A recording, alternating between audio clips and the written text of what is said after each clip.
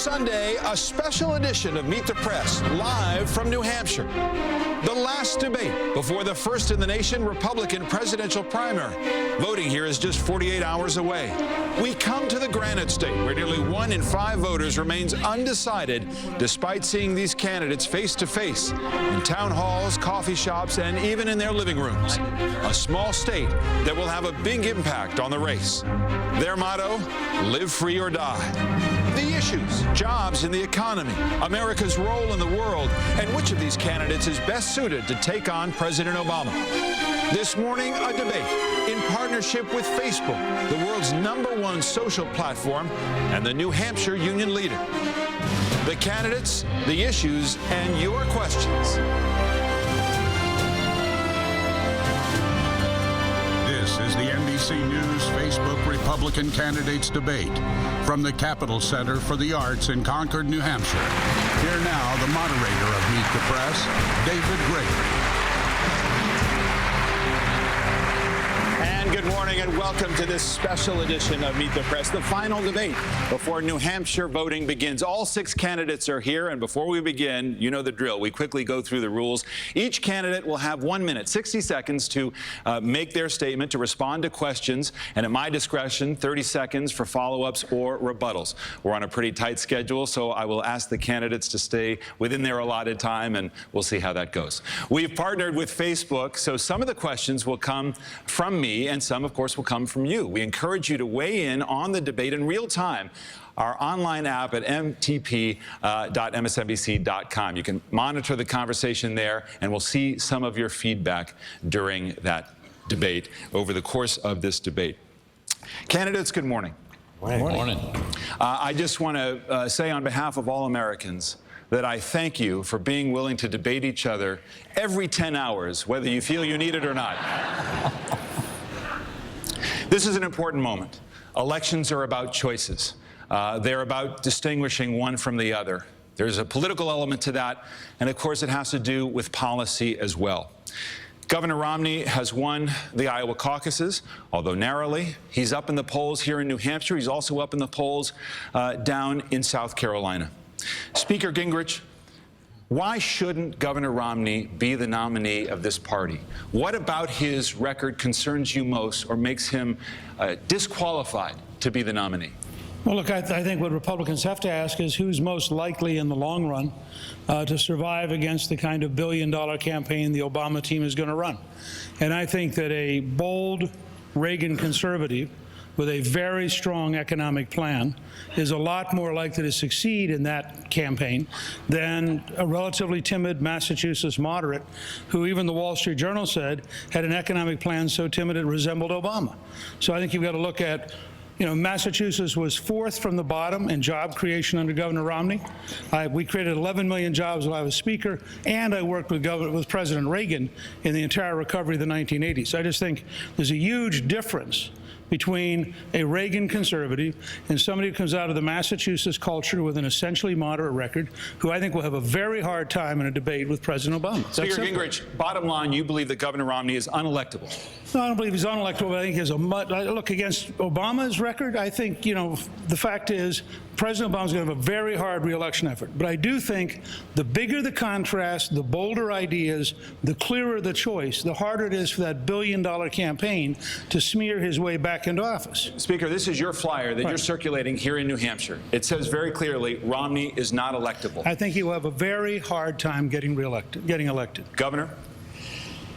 David, I'm very proud of the record that I have, and I think the one thing you can't fool the people about New Hampshire about is the record of a governor next door. And people have watched me over my term as governor and saw that I was a solid conservative and that I brought important change to Massachusetts. They recognized that I cut taxes 19 times, balanced the budget every one of the 4 years I was governor, put in place a $2 billion rainy day fund by the time I'd gone. We'd seen job losses in the months leading up to my becoming the governor, and then we began to finally create jobs. By the way, we created more jobs in Massachusetts than Barack Obama's created in the entire country. We also got our state police to enforce illegal immigration laws, put in place English immersion in our schools. I'm very proud of the conservative record I have, and I think that's why some of the leading conservatives in today's world who are fighting the conservative battles of today that don't have any axe to grind have gotten behind my campaign. Governor Nikki Haley of South Carolina, Governor Chris Christie of New Jersey, right here, the great Senator of New Hampshire, Kelly Ayotte. These are conservatives who looked at my record, looked at my plan to get this economy going.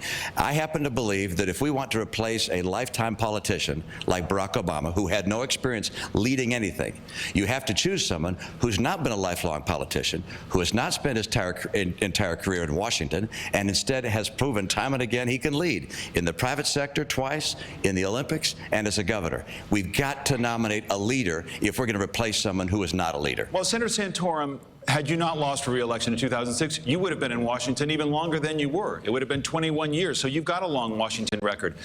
How do you address this question? Why shouldn't Governor Romney be the nominee? What is disqualifying in your judgment? Well, if his record was so great as governor of Massachusetts, why didn't you run for re-election? I mean, if you didn't want to even stand before the people of Massachusetts and run on your record, if it was that great, why did you bail out? I mean, the bottom line is, you know, I go and fight the fight. If it was that important to the people of Massachusetts that you were going to go and fight for them, at least you could stand up and make the battle that you did a good job. I did that. I ran for re-election a couple of times, and I won a couple of times. And in a 71% Democratic district, when I ran for re-election, I was redistricted. And I was in a 71% Democratic district, had a 90% conservative voting record. It was a hard thing to do. My district was more Democrat than the state of Massachusetts that I ran in. It was the Steel Valley of Pittsburgh. And I stood up and fought for the conservative principles. I didn't do what Governor Romney did in 1994. I was running the same year he ran in 1994. I ran in a tough state of Pennsylvania against an incumbent. Governor Romney lost by almost 20 points. Why? Because at the end of that campaign, he wouldn't stand up for conservative principles. He ran from Ronald Reagan. And he said he was going to be to the left of Ted Kennedy on gay rights, on abortion, a whole host of other issues. We want someone when the time gets tough, and it will in this election. We want someone who's going to stand up and fight for the conservative principles, not bail out and not run to the left of Ted Kennedy. Well, you did say when you endorsed him 4 years ago, just those words, that he would stand up for conservative principles, Senator. Vis-a-vis John McCain. Vis-a-vis John McCain. Governor, your response. Well, a lot of things that were inaccurate in that. I'm not going to go through them one by one, but I can tell you this.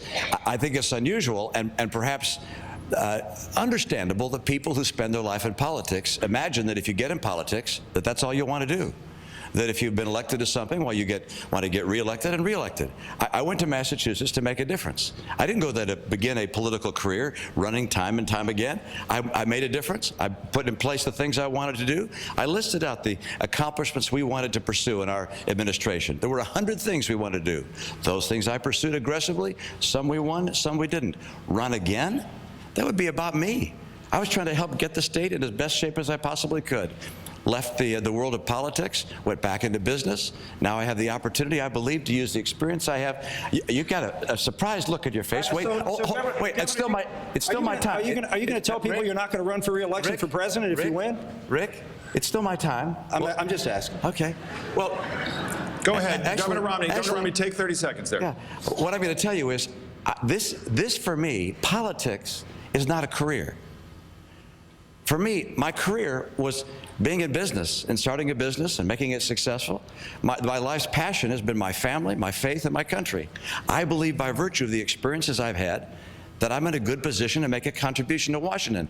I long for a day when instead of having people who go to Washington for 20 and 30 years who get elected and then when they lose office, they stay there and make money as lobbyists or connecting to businesses, I think it stinks. I think we ought to have people go to Washington and serve Washington and serve as the people of their nation and go home. I'd like to see term limits in Washington. So one term. As the President of the United States, if I'm elected, of course I'll fight for a second term. Speaker Gregory, there's a lot of work to be done. Take 30 seconds here to get it. Admit, I realize the red light doesn't mean anything to you because you're the front runner.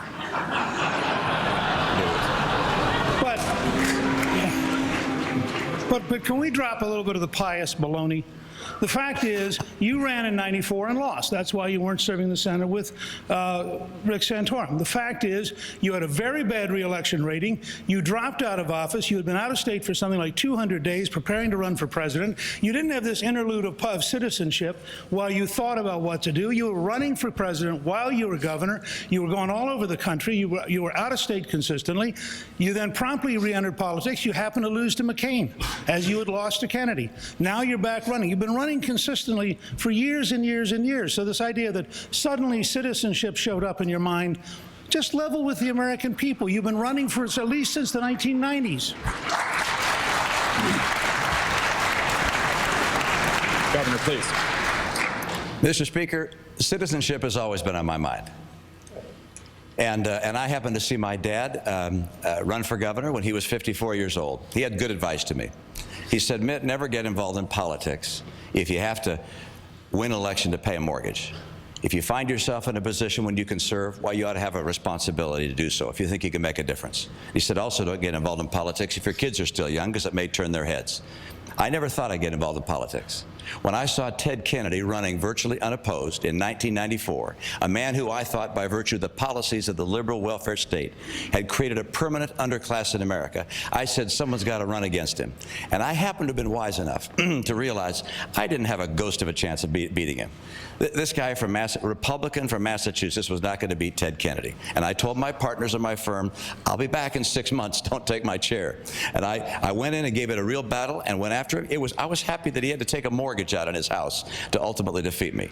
And I'm very proud of the fact that I have stood up as a citizen to battle where I felt it was best for the nation. And we're talking about running for president. I'm in this race because I care about the country. I believe my background and experience will help me be an effective president. Let me bring Dr. Paul into this, because there is a question about who is the true conservative in the race. And Governor Romney said only 9 years ago during an interview with New England Cable News, he said the following: I think people recognize that I'm not a partisan Republican, that I'm someone who is moderate and my views are progressive. Do you believe Governor Romney now when he says that he is a man of constancy and that he'll stand up for conservative principles? You know, I think this whole discussion so far has been very superficial. And I think the question, in a way, that you ask is superficial in that you're talking about character, which is very important, but I think we should deal with the issues as well. But I don't see how we can do well against Obama if we have any candidate that, endorsed, single-payer systems and TARP bailouts and don't challenge the Federal Reserve's $15 trillion of injection bailing out their friends. I don't see how we can have anybody really compete with Obama who doesn't challenge this huge empire we have overseas and the overseas spending.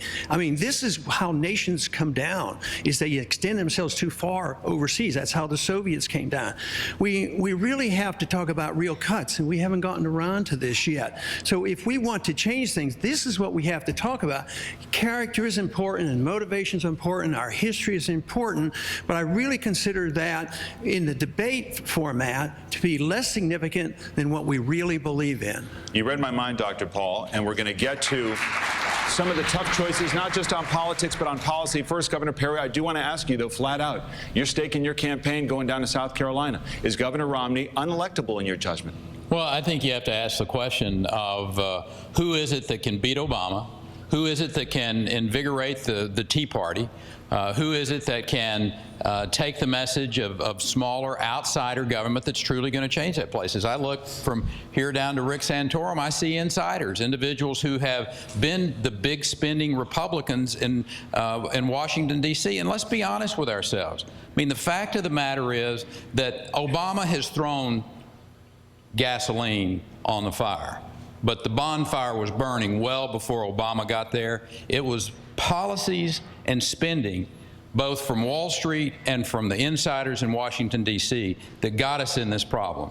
And we need a candidate that can not only draw that stark contrast between themselves and Barack Obama, but also stand up and lead the Tea Party movement back. 2010 was about the Tea Party standing up and understanding that Republicans, big spending Republicans, had caused as much of this problem as anything. And it was their power that brought together, that brought Washington, D.C. and the House to Republican control. And that's the kind of individual we got to have to lead Before I this get to Governor Huntsman, election. I'd be remiss, Governor Romney, if I did not allow you to respond to the quote that I read from you 9 years ago. What would you say to conservatives so that they'll trust that you will stand up for conservative principles? They've got my record as governor. That's the great thing, and people here in New Hampshire is they see what I did as governor of Massachusetts. I also had the occasion, after my last failed attempt to run for president, a learning experience, to sit down and write a book. And I wrote a book and described my view for the country. And people can describe it differing ways, but my view is that the principles that I've learned in business and the principles as governor, frankly, it made me more conservative as time has gone on. I've seen a lot of government trying to solve problems, and it didn't work.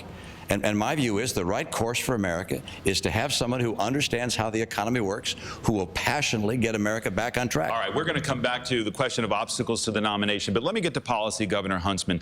This is, by all accounts, an age of austerity for this country, a jobs crisis, also a spending crisis in Washington. I wonder what specifically you would do to say to Americans, these are cuts I'm going to make in federal spending that will cause pain, that will require sacrifice. Let me say, first of all, with respect to Governor Romney, you know, there are a lot of people who are tuning in this morning, and I'm sure they're terribly confused after watching all of this political spin up here. I was criticized last night by Governor Romney for putting my country first. And I just want to remind the people here in New Hampshire and throughout the United States that I think he criticized me while he was out raising money for serving my country in China. Yes, under a Democrat, like my two sons are doing in the United States Navy. They're not asking what political affiliation the president is. I want to be very clear with the people here in New Hampshire in this country. I will always put my country first, and I think that's important to them. All right, well, why don't you get a response, Governor Romney, and then I'll come back to you on the austerity question. I think we serve our country first by standing for people who believe in conservative principles and doing everything in our power to promote an agenda that does not include President Obama's agenda. I think the decision to go and work for President Obama is one which you took. I don't disrespect your decision to do that. I just think it's most likely that the person who should represent our party running against President Obama is not someone who called him a remarkable leader and went to be his ambassador in China. This nation is divided, David, because of attitudes like that.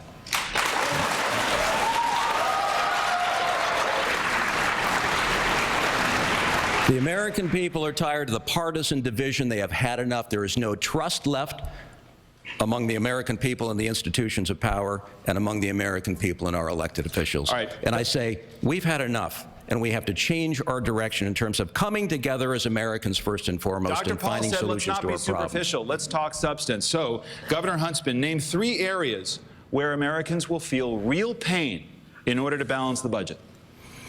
Well, I would have to say that I agree with the Ryan Plan. I think I'm the only one standing up here who has embraced the Ryan Plan. It's a very aggressive approach to taking about $6.2 trillion out of the budget over 10 years. And it looks at everything.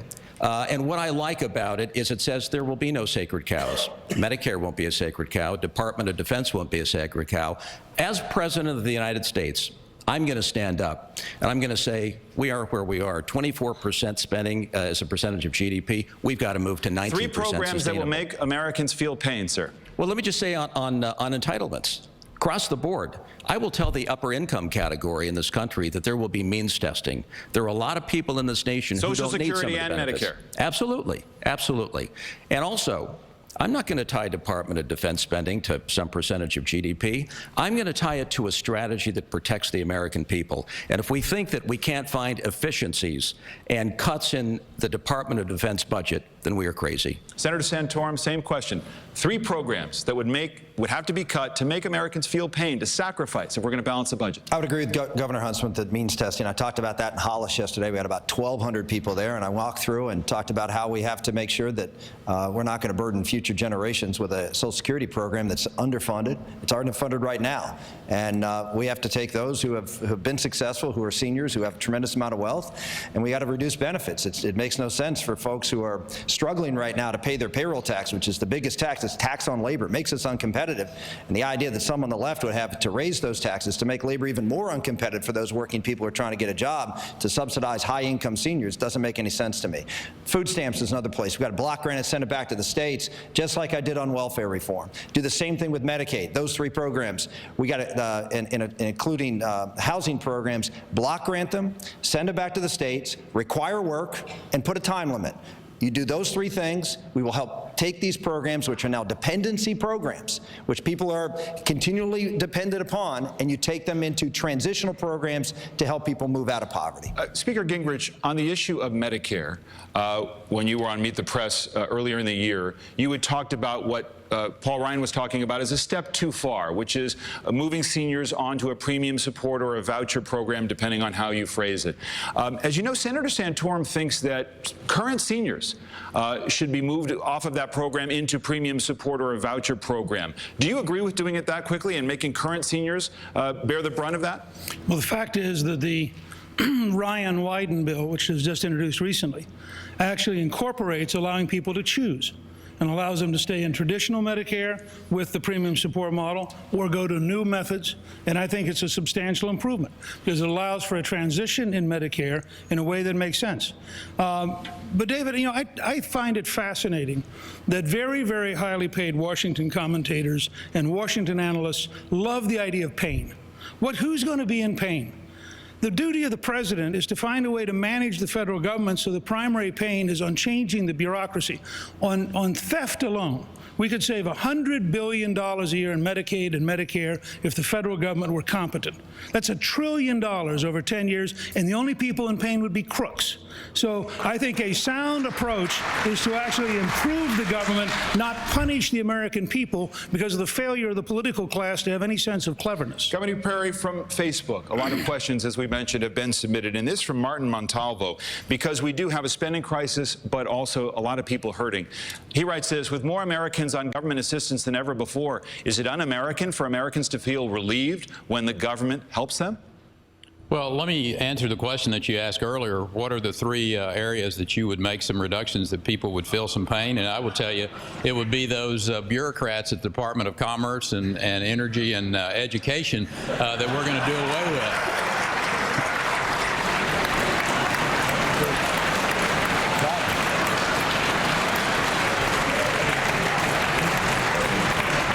And that's your final answer. But you know, the fact of the matter is that Americans want to have a job. That's the issue here. And the idea that there are people clamoring for government to come and to give them assistance is just wrong-headed. And that's what we need to be focusing on as a people, is how do we create the environment in this country where the entrepreneurs know that they can risk their capital, have a chance to have a return on the investment, and create the jobs out there so people can have the dignity to take care of their families. That's what Americans are looking for. I've done that for the last 11 years in the state of Texas and have the executive governing experience that no one else up here on the stage has. All right, I'm going to leave it there. We're going to take a quick break. We are going to come back live from New Hampshire with many more questions for the candidates and feedback from you. So please participate online at mtp.msnbc.com. We're coming right back to New Hampshire.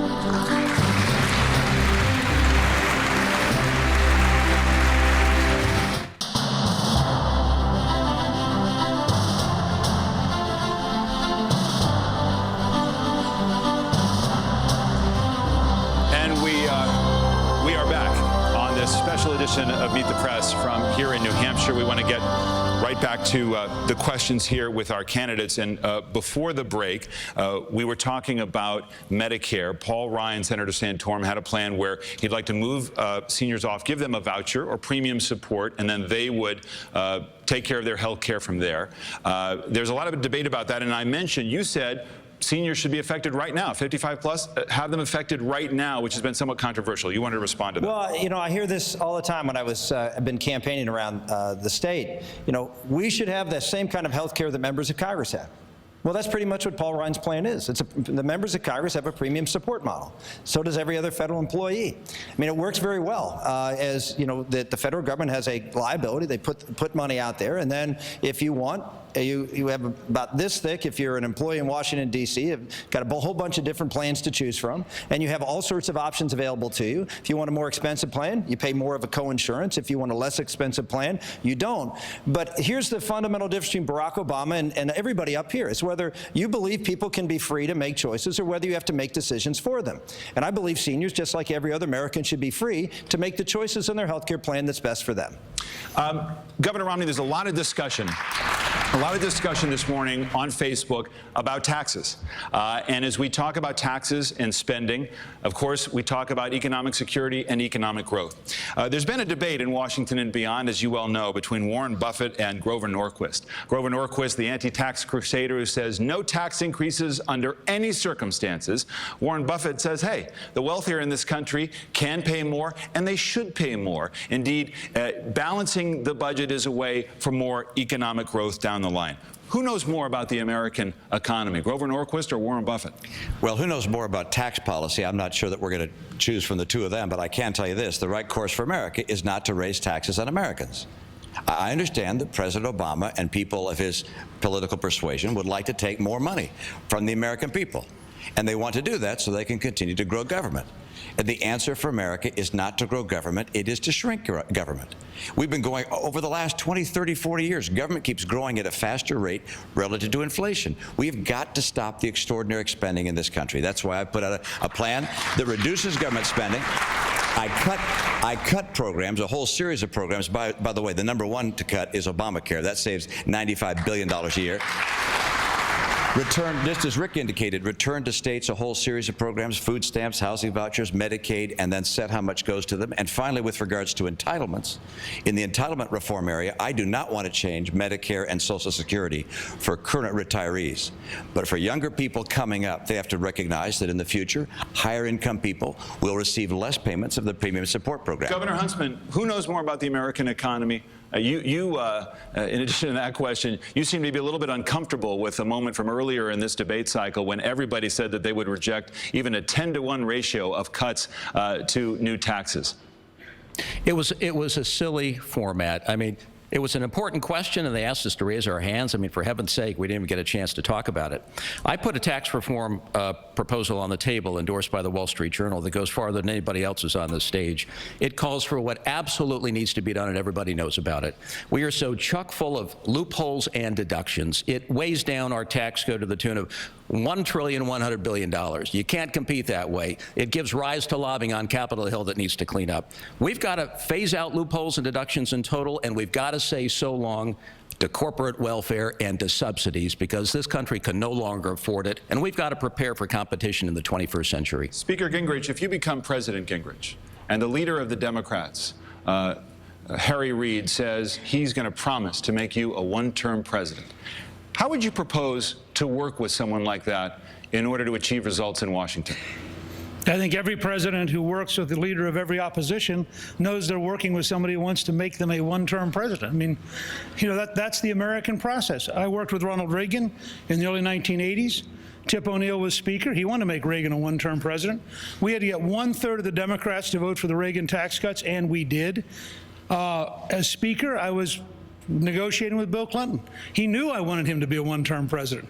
And we got a lot of things done, including welfare reform, because you have to reach, I agree with what Governor Huntsman said earlier, you have to at some point say, the country comes first, how are we going to get things done?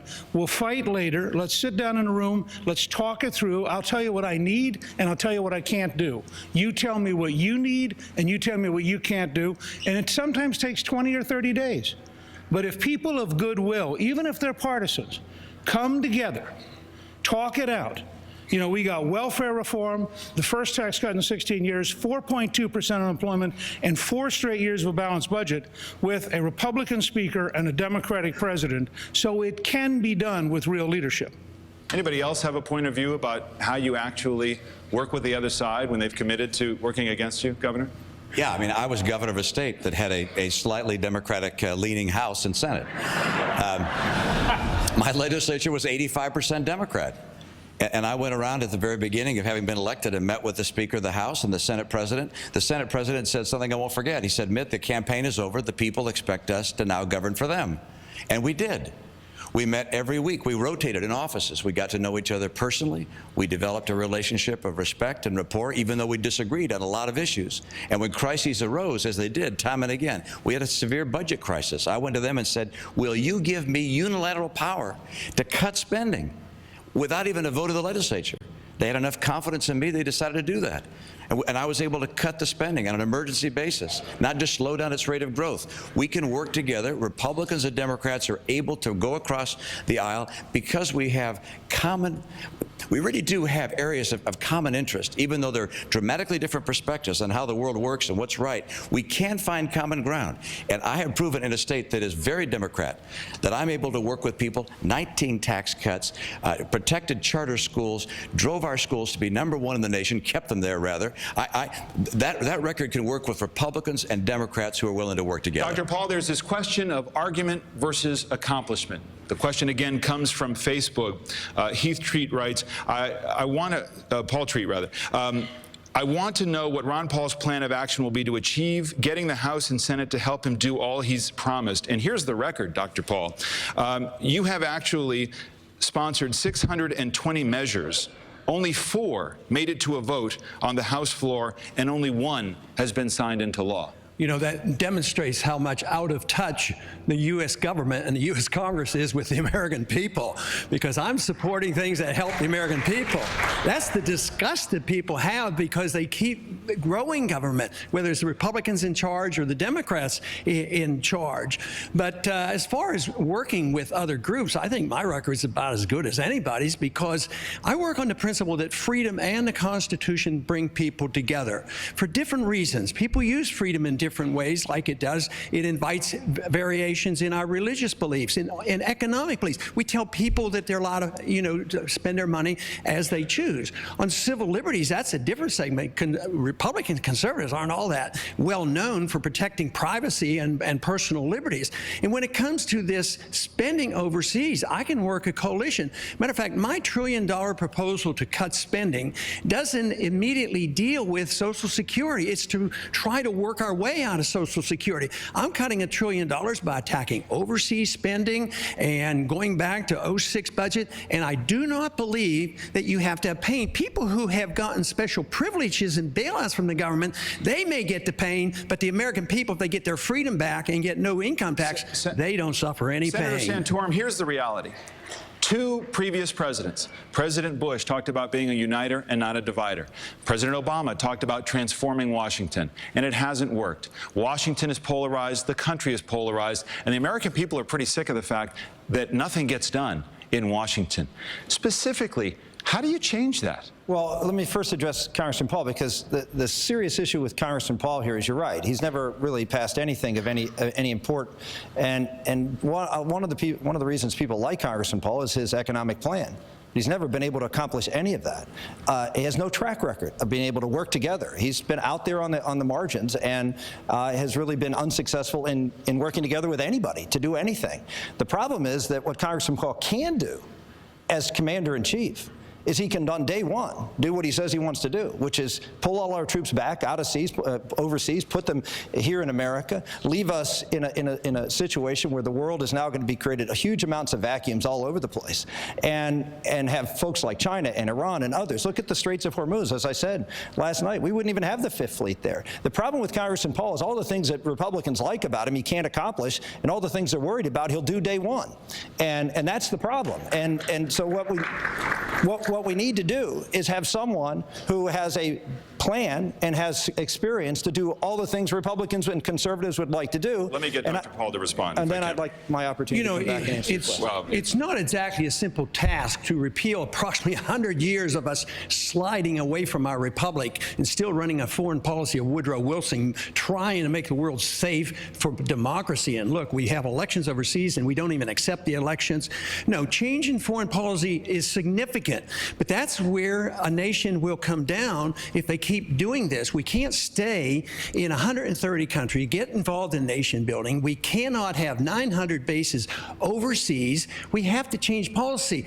What about changing monetary policy? Yes, we do. But we've had that for 100 years. And right now, we're winning that battle. The American people now agree. About 75% of the American people now say we ought to audit the Federal Reserve, find out what they're doing, and who are their friends that they're bailing out constantly. Senator Santorum, come back to this point. It's easy to say, boy, I'm going to change the culture in Washington. Hasn't worked for the past two presidents. Well, it worked in my case. Look at welfare reform. A federal entitlement that I remember standing next to Daniel Patrick Moynihan, Ted Kennedy, who were out there just talking about how this was going to be the end of civilization we know it. There'd be bread lines. The horrific consequences of removing federal income support from basically mothers with children. And we stood up and said no, that creating dependency and creating that dependency upon federal dollars is more harmful than, and not believing in people and their ability to work is more harmful. And so we stood up and fought and went out to the American public. Bill Clinton vetoed this bill twice. We had hard opposition, but I was able to work together and paint a vision. We made compromises, but not on our core principles. The core principles were this was going to end a federal program, we were going to require work, and we were going to put time limits on welfare. I stuck to those principles, and we were able to compromise on some things like transportation funding and some daycare funding, all in order to get a consensus that poverty is not a disability, and that programs that we need to put in place should help transition people, not make them dependent. And we were able to get 70 votes in the United States Senate, including 17 Democrats. Governor Huntsman, this question of if the leader of the Democrats promised to make you a one-term president, how would you go about dealing with them in a more effective way than you think the man you served, President Obama, did? I think it comes down to one word, David, and I think the one word is trust. When the American people look at the political process play out, they hear all the spinning and all the doctrinaire language, and they still walk away with the belief that they're not being represented in Congress, that there's no trust in the executive branch. I mean, Simpson-Bowles' bipartisan proposal lands right on the desk of Barack Obama, and it lands in the garbage can. The first press conference I had when I ran for governor in 2004 was on ethics in government service. I talked about term limits. I talked about campaign finance reform. I talked about the role of lobbyists and knew I would make a lot of friends. I had one member of the legislature who supported me in that run. We won because we had the will of the people. And I believe the next president, and if that is to be me, I want to roam around this country and I want to generate the level of excitement and enthusiasm that I know exists among the American people to bring term limits to Congress, to close the revolving door on members going right on out and becoming a lobbyist. We've got to start with the structural problems. There is no trust. All right. Governor Perry, I want to continue on the theme of leadership. We need to. This is, as you well know, New Hampshire is an independent place. And I wonder where, besides criticizing the previous administration for running up the debt, I wonder where you would buck your party. What would you say or do to make Republicans uncomfortable? I hope I'm making Republicans uncomfortable right now by talking about the spending that they've done back in the 2000s when we had control of both parties. But aside from that, I just mentioned that. Well, listen.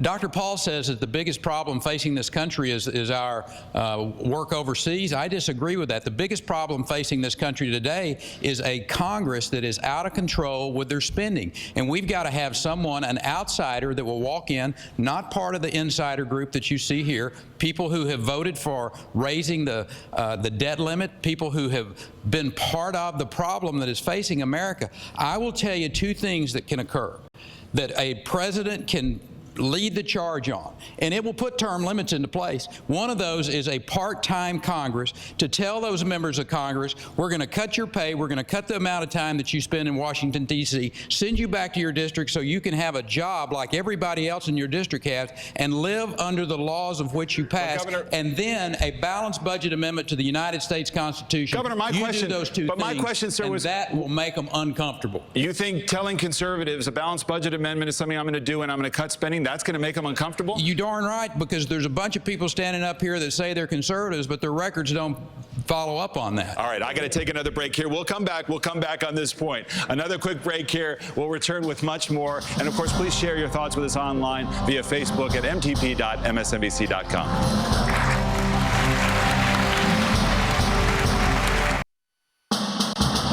The NBC News Facebook Republican presidential candidates debate continues in partnership with the New Hampshire Union Leader.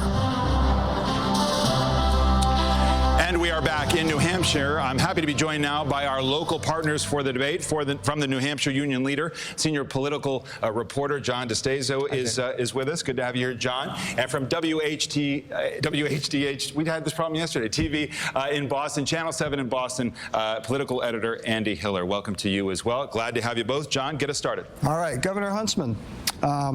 It's winter in New Hampshire. It's a little mild, but it's still winter. Home heating oil is nearly $4 a gallon. Yet President Obama and Congress have cut by 25% the program that helps low-income people heat their homes.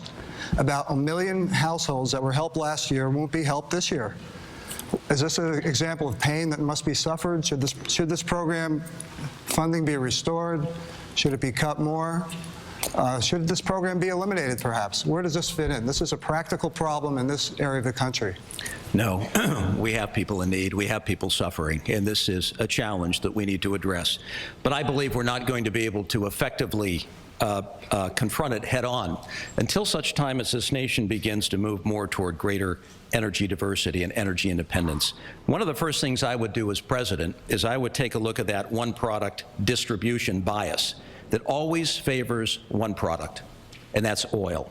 And I'd say, if we're going to do what this nation needs to be done in terms of using a multiplicity of products that we have in such diversity and abundance and get them to the customers, we're going to have to break up that one product distribution monopoly. And I want to do to that oil distribution monopoly what we did to broadcast communication in the early 1970s. We blew it apart. We went to the Federal Trade Commission and said, we need more. We need diverse sources to draw from. We need to service the consumers.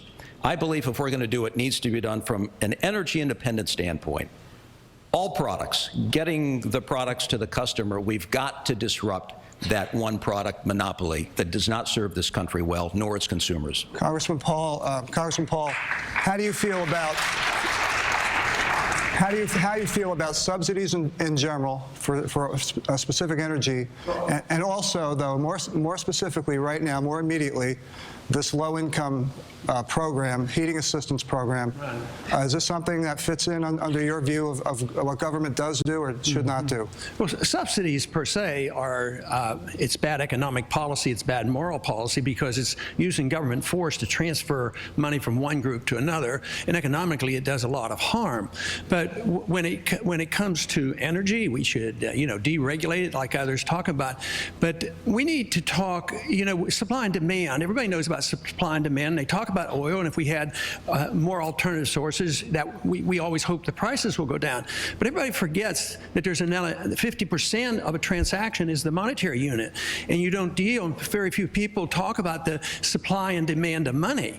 And when you create a lot of money, prices go up. So it goes up in the areas where government most gets involved. In education and medical care, housing, and in energy. So prices go up much faster than any other place. So if you subsidize somebody and you print money to do it, you compound the problem. It's good politics. Yeah, I'm going to subsidize you and take care of you, but it's bad economic policy, and it's not a good way to find any answers. Governor Romney, this is such an important topic because beyond the regional implication, there's also a larger question about the social safety net. You talk all the time about opportunity for Americans, but what about Americans left behind? In this age of austerity, what do Americans have to learn to live with less of? Well, what we don't need is to have a federal government saying we're going to solve all the problems of poverty across the entire country. Because what it means to be poor in Massachusetts is different than Montana and Mississippi and other places of the country. And that's why these programs, all these federal programs that are bundled to help people and make sure we have a safety net, need to be brought together and sent back to the states. and let states that are closest to the needs of their own people craft the programs that are able to deal with the needs of those folks. So whether it's food stamps and housing vouchers, they're certainly on the list, but certainly Medicaid, home heating oil support. What unfortunately happens is with all the multiplicity of federal programs, you have massive overhead with government bureaucrats in Washington administering all these programs. Very little of the money that's actually needed by those that really need help, those that can't care for themselves, actually reaches them.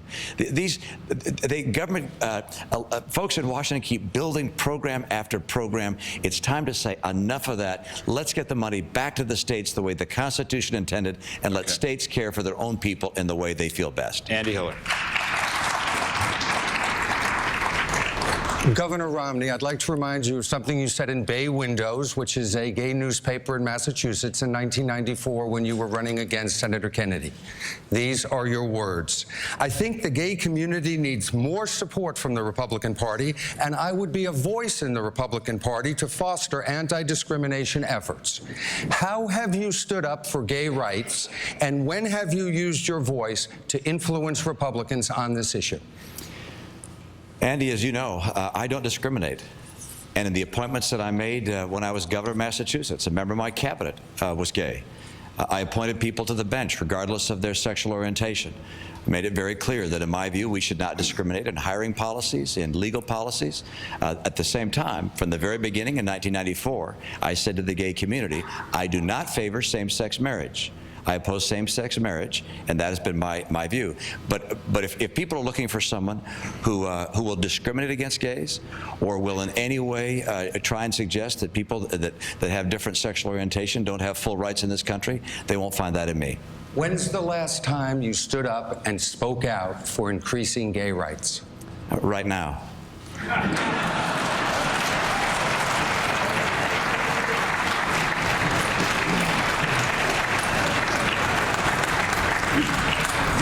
Senator Santorum, would you be a voice for increasing gay rights in the party?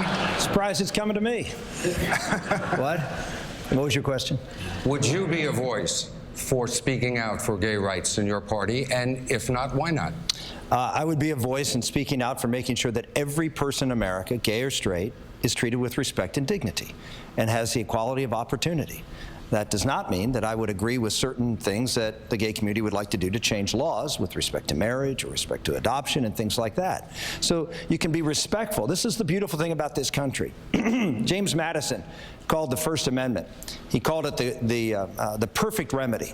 And that is, people of all different backgrounds, diversity, opinions, faith, can come into the public square and can be heard. And can be heard in a way that's respectful of everybody else. But just because you don't agree with someone's desire to change the law doesn't mean you don't like them, or you hate them, or you want to discriminate against them. But you're trying to promote things, promote things that you think are best for society. And I do so, and I think if you watch the town hall meetings that I've been doing all over New Hampshire, I do so in a respectful tone. I listen to the other side. I let them make their arguments, and then we do so in a very respectful way. And you know what? We may not agree. That's why we leave it open to the public to be able to elect members of Congress and the Senate and the President who will support their ideas. What if you had a son who came to you and said he was gay? I would love him as much as I did the second before he said it. And I would try to do everything I can to be as good a father to him as possible.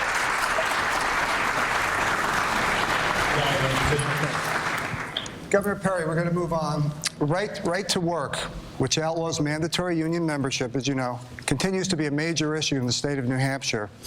You've spoken about promoting having states pass state laws. What about on the federal level? Do you see this as a federal issue and one that you would promote as president? Or is it a state Actually, by it state? is a federal issue, and it's a federal issue because of the law that was passed that forces the states to make the decision about whether or not they're going to be right to work. So Jim DeMint's legislation, I would support that, of repealing that legislation that forces states to make that decision to be a right to work rather than all of this country being right to work. Listen, I'm not anti-union. I'm pro-job. And the way you promote this country's rehabilitation from the Obama administration's attack on job creation is by taxes and regulation, particularly the regulatory side, and pulling those regulations that have gone forward over the course of the last since '08 and test them all for, do they create jobs or do they kill jobs? And if they kill jobs, you throw them out. That will make more difference in this country from the standpoint. I'm a right-to-work guy. I come from a right-to-work state, and I will tell you, if New Hampshire wants to become the magnet for job creation in the Northeast, you pass that right-to-work legislation in this state. I'd like to ask both Governor Romney quickly and Senator Santorum quickly, what positive contributions do labor unions provide in this country at this point in the 21st century?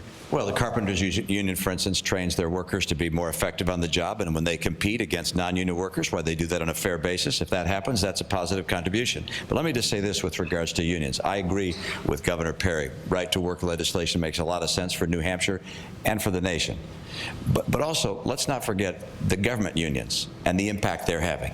If we're going to finally pull back the extraordinary political power government unions are exerting in this country, we're going to have to say that people who work for the government workers, should have their compensation tied to that which exists in the private sector. People who are government servants, public servants, should not be paid more than the taxpayers who are caring for them. Governor, can I just, Senator, very quickly, Senator, because we're about to hit a hard break, a quick comment on this? Yeah, I will. I've signed a pledge that I would support a national right to work. When it was mentioned this last night, when I was a senator from Pennsylvania, I didn't vote for it because Pennsylvania is not a right to work state, and I didn't want to vote for a law that would change the law in Pennsylvania, number one. Number two, what can unions do? As Mitt mentioned, they can do training. They also do a lot in the community. I work with a lot of labor unions in Philadelphia and other places to do a lot of community involvement work, and they try to participate as good members of the community like a business does. I got to cut you off. I apologize. We have a mandatory break. We'll be back with more questions in just a moment. We have come to the end of our first hour of this NBC News Facebook debate here in New Hampshire. A few NBC stations may be leaving us now, but for most of you and everyone watching live on MSNBC and online, please stay tuned.